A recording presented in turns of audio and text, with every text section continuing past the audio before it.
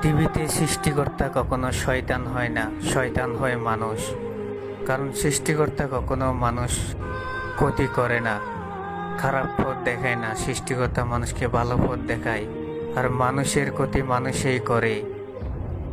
হয়তো বা কোনো লোভে পড়ে বা টাকার লোভে মানুষের ক্ষতি মানুষই করে, বা জিন প্রেত জাদুটনা করে ক্ষতি করে, বা অকালে মানুষকে মেরে ফেলে। তো পৃথিবীতে সৃষ্টিকর্তা কখনো শয়তান হয় না, শয়তান হয় মানুষ।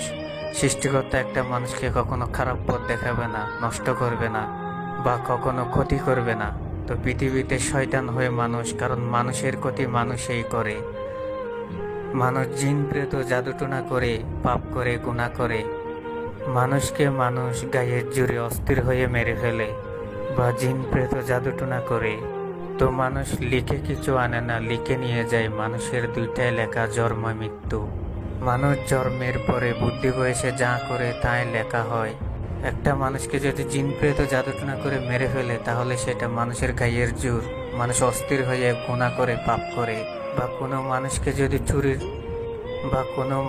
যদি ছুরির আঘাতে মারে, তাহলে সেটা মানুষের গায়ের জোর, মানুষের অস্থির থামে। মানুষ গায়ের জোরে অস্থির হয়ে গুনাহ করে, পাপ করে। মানুষ যদি এই দুনিয়া থেকে পাপের শাস্তি না পায়, পরকালে মৃত্যুর পরে শাস্তি পায়।